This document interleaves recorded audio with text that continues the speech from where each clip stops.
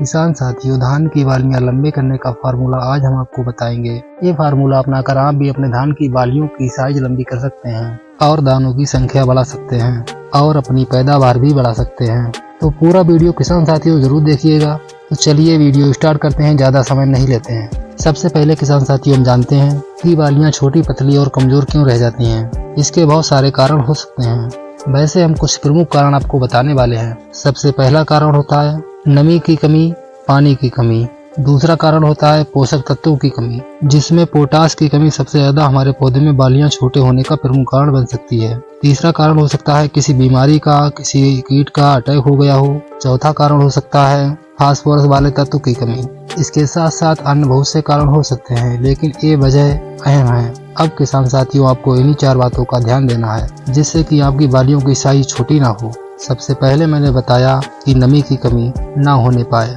इसके लिए आप समय समय पर सिंचाई करते रहिए और इसके साथ साथ जब बालियां निकलना स्टार्ट होती हैं, उस समय से लेकर जब तक पूरी बालियां ना निकलें तब तक पानी भर कर रखें। कई बार ये होता है कि बालियां जब निकलती हैं, कुछ दाने सफेद पड़ जाते हैं और बाद में खाली रह जाते हैं। ऐसा ज्यादा तापमान की होने की वजह से अक्सर होता है। जब बालियां आपकी निकलना स्टार्ट हो जाती हैं, उस समय से लेकर जब तक आपकी बाली ना निकले तब तक खेत में पानी भरकर रखने से आपको फायदा मिल सकता है। इससे तापमान आपका कुछ कम हो सकता है।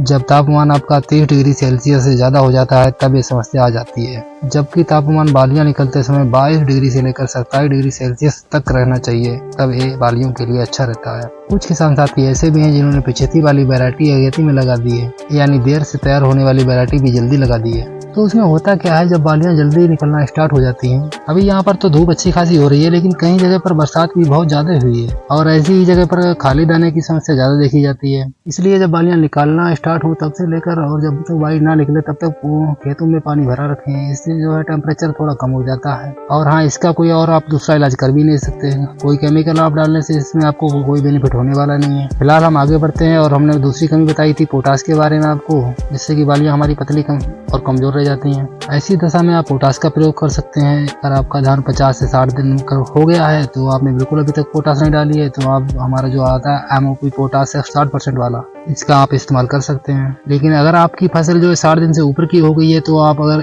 MOP पोटास डालते हैं तो आपको ज्यादा बेनिफिट नहीं मिलेगा। तो ऐसी दशा में आपको पोटास की पूर्ति का दूसरा तरीका आपको अपनाना पड़ेगा। कुछ NPK आते हैं जिसमें पोटेशियम अच्छी मात्रा में होता है, जैसे हमारा 0050 आता है, इसमें 50% पोटेशियम पाया जाता है और इसका इस्तेमाल आप करेंगे तो आप पोटास तत्व की पूर्ति बिल्कुल पूरी कर सकते हैं। इसकी मात्रा आपको 1 किलो प्रति एकड़ के हिसाब से लेनी है, जिससे आपकी फसल को भी ज्यादा लाभ मिलेगा। लेकिन किसान साथियों, इस अवस्था में हम एक बड़ी गलती करते हैं जिससे कि हमें काफी नुकसान उठाना पड़ता है। वो गलती है किसान साथियों, यूरिया खाद का इस्तेमाल करना। यूरिया खाद का प्रयोग करने से, इसमें हम गबोड़ अवस्था की बात कर रहे हैं, जब बालियां निकलना स्टार्ट होती हैं, हमारे बहुत से किसान साथी उस अवस्था में भी यूरिया डाल देते हैं और ऐसी अवस्था में यूरिया डालने से आप फायदा तो कम, नुकसान ज्यादा होता है। आपके फसल की हाइट बढ़ना स्टार्ट हो जाती है और आपके पौधे का तना भी कमजोर हो जाता है और तने की लंबाई ज्यादा होने से पौधे गिरने की संभावना ज्यादा रहती है। और इस अवस्था में आपको शीत ब्लाइट भी देखनी पड़ेगी। शीत ब्लाइट के लक्षण आपको देखने पर इसमें आपको एज़ोक्सिस्ट्रोबिन प्लस टेबुकोना जो स्प्रे कर देनी चाहिए, जिसकी मात्रा 200 ml प्रति एकड़ के हिसाब से आपको लेनी है। इसके इस्तेमाल से आपके शीत ब्लाइट होगा वो बिल्कुल रुक जाएगा और आपके धान में कोई भी नुकसान नहीं होगा। और किसान साथियों, इस समय गोप की सुंडी बहुत ही ज्यादा देखने को मिलती है, तो इसके लिए हम आपको एक उपाय बता दे रहे हैं।